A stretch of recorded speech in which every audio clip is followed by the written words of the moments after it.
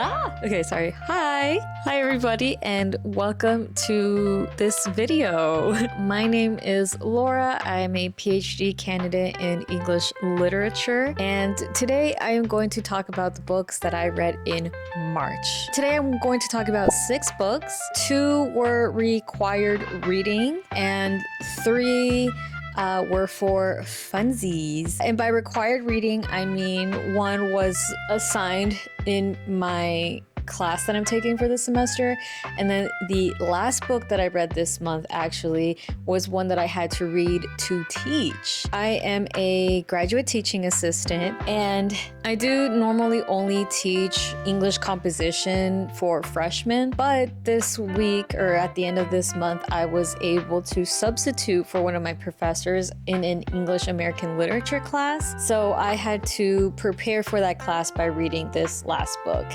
and we'll get to it.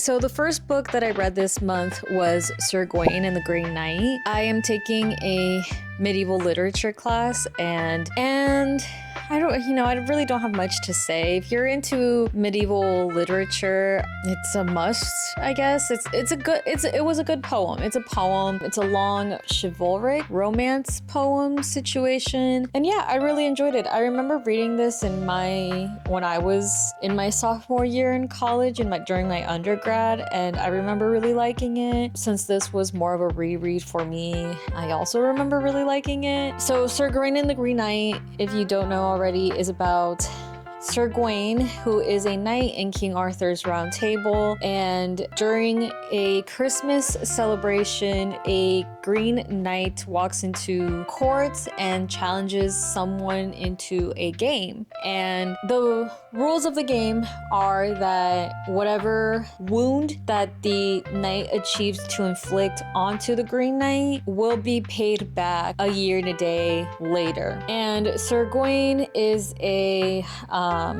seasoned knight. He is very popular and everything. Not as popular as Lancelot, I guess, but he does have his own adventures tied to his name and everything like that. And he is the one who volunteers to challenge the Green Knight in this game and ends up cutting off his head. So the rest of the poem is basically him traveling to the Green Chapel to meet the knight so that the knight could return the wound that he was inflicted in. So the rest of the poem is him essentially traveling to his own death, and just the events that unfold in it.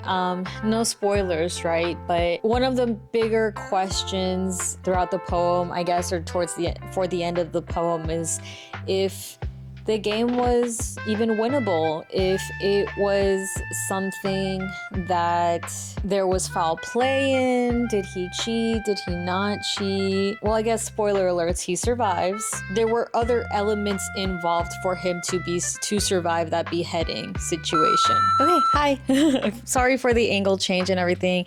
I need to change out my battery. Anyways, where was I? Oh yeah, so Sir Gawain and the Green Knight. It was a really good read. If you're into medieval literature or just wanting more literature about knights that isn't necessarily solely focused on King Arthur and Lancelot and Guinevere, I highly recommend it. Oh yeah, I guess a disclaimer here. I don't rate books because I strongly believe that everybody's opinion is different.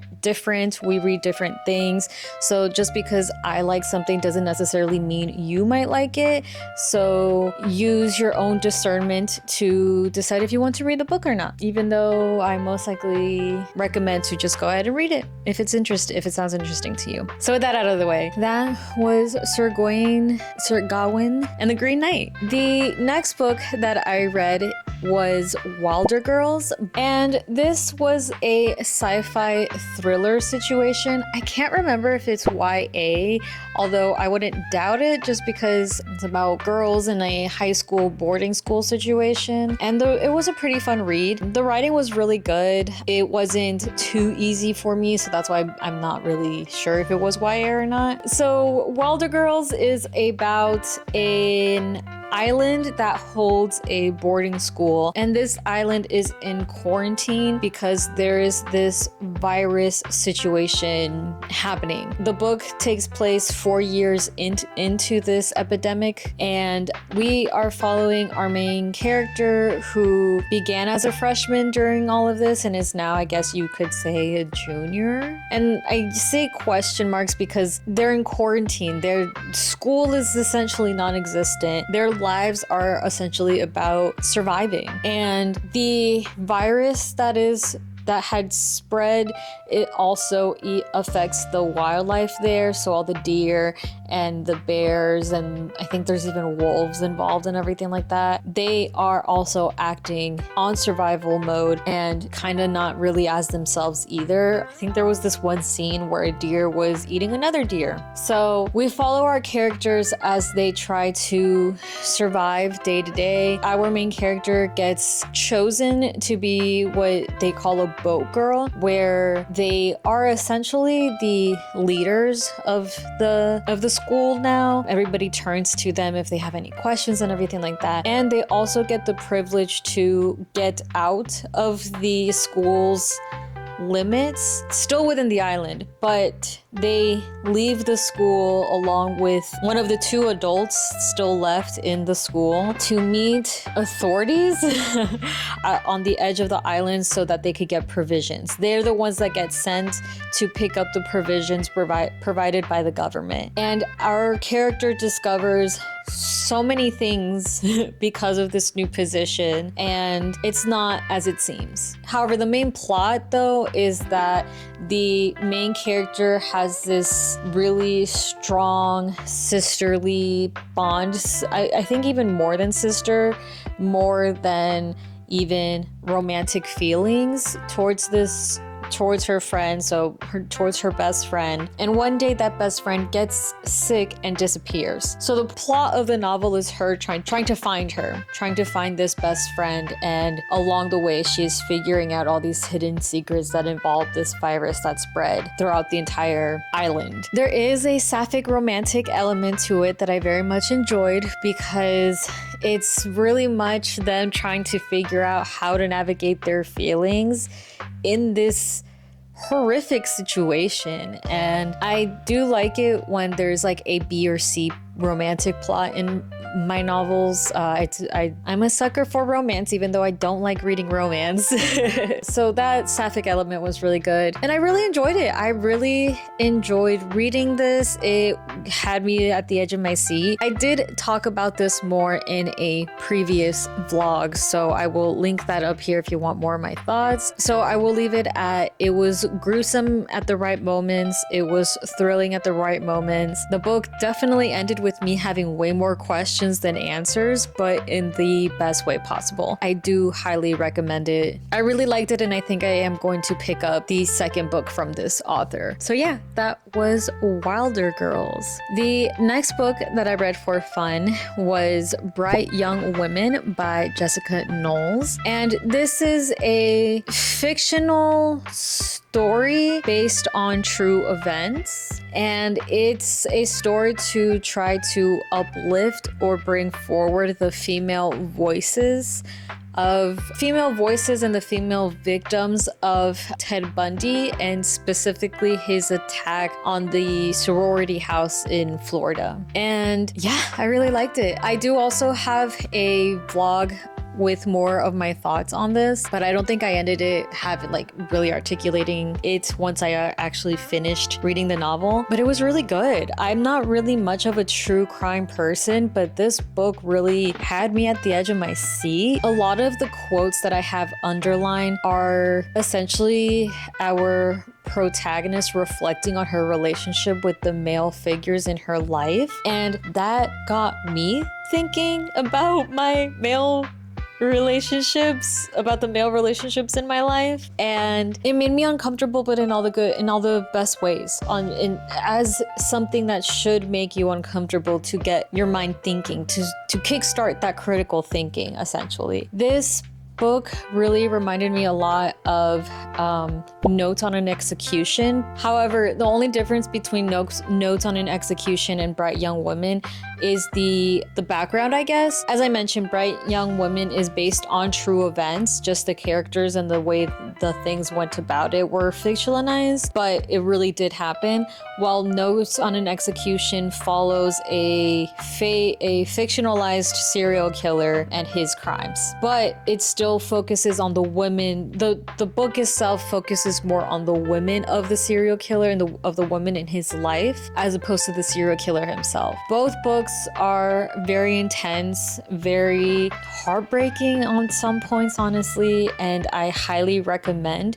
If you're not into a historical setting, I guess, or true events setting, then I highly recommend Notes on an Execution to get that same vibe from Bright Young Women. But I do honestly recommend reading both. Again, I'm not into true crime, so when I picked this up, I was expecting a thriller, and now I'm even more curious to read books based on like actual true crime events, I guess. So yeah, Bright Young Women. Definitely, I think going to be one of my top reads of the year. I'm not gonna lie. And speaking of top reads of the year, that actually is a good segue for the next book that I read in March, which is a new favorite.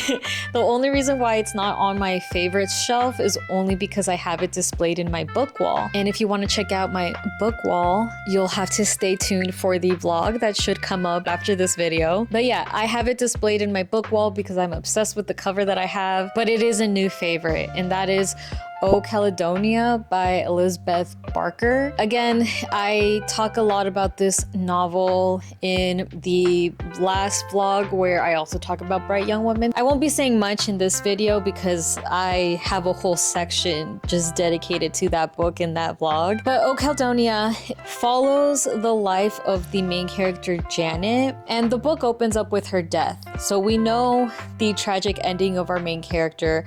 So it's more of like a gothic character study on Janet, because we follow her as she grows up. There were just so many moments in that book that hit so close to home, and I felt my heart carving space for Janet after every page, and it was just something so strong and impactful for me that I loved it so much. I could understand if it's a little too slow paced for someone especially if they hear the words gothic, but as someone who has read a lot of gothic novels, I can see the gothic elements in this book. I really can. Like I said, a new favorite of mine, and I highly recommend it if you like lit fic, gothic lit fic, and more of like just character study novels, I guess. And that leads me to the last book that I was able to read in March. The last book that I read was for the American literature class that I taught last week, and that is The Great Gatsby. As I mentioned in the vlog that I will most likely post after this specific video, I don't remember reading The Great Gatsby in high school. I honestly don't. So either I just didn't read it and BS'd that whole class unit on the book, or given the honors classes that I was taking in high school, because I was taking advanced classes, it just didn't fall within the curriculum that my professors had. I really don't know. I really don't remember reading this book whatsoever. So when I was reading it, it was just like a completely new experience. And oh my God, I'm not saying that it's a new favorite, but I really liked it. I thought it was such a good time. I was having a really good time. I'm really big on yearning. I love when my characters yearn, and Gatsby was a poor sad boy yearning for Daisy. But yeah, when I was reading it, I was just really impressed by Fitzgerald's writing. I will also admit that I've never read anything else from Fitzgerald, even though he is technically considered one of like the best writers in America and everything like that. But I just never got around to reading him, so now that I was like forced to read it, I actually took my time and sat there to like really gather in this novel, and like I said, I really liked it. I knew the plot, I knew where everything was going, but the ride there was fun. and I feel so bad for Gatsby, but also at the same time, all these characters suck as well. I guess Gatsby would be the only character that I have like some semblance of like good feelings towards, but at the same time, it's kind of just like, you know? If you read this in high school, I would love to hear your thoughts about it, because while I was reading it, I could also understand why people wouldn't like this book or don't like this book. I can understand, especially if you're forced to read this book in high school, why you probably avoid it like the plague. So that was also an interesting perspective to walk out of this book with. Also, fun fact, apparently this novel was given for free to soldiers during World War II, and because of the hype that came around that, more scholars started picking up the book again, and that was the catalyst as to why it was researched on and written about and just has like so much scholarship behind The Great Gatsby, was because it was given for free to the soldiers. And I thought that was pretty interesting. I can see why many people would consider this a contender for the great American novel, because this is a good representation of what American modernism is, and trying to make the self and everything. Not to sound like an English class here, but I get it. I get why this book is taught in high school, why it's really important in the context of American literature. And I'm glad that I finally have more context behind all of that, and I can say that like, oh yeah, I read The Great Gatsby. If I did ever say in my life I read The Great Gatsby, I was most likely lying. I'm not gonna lie.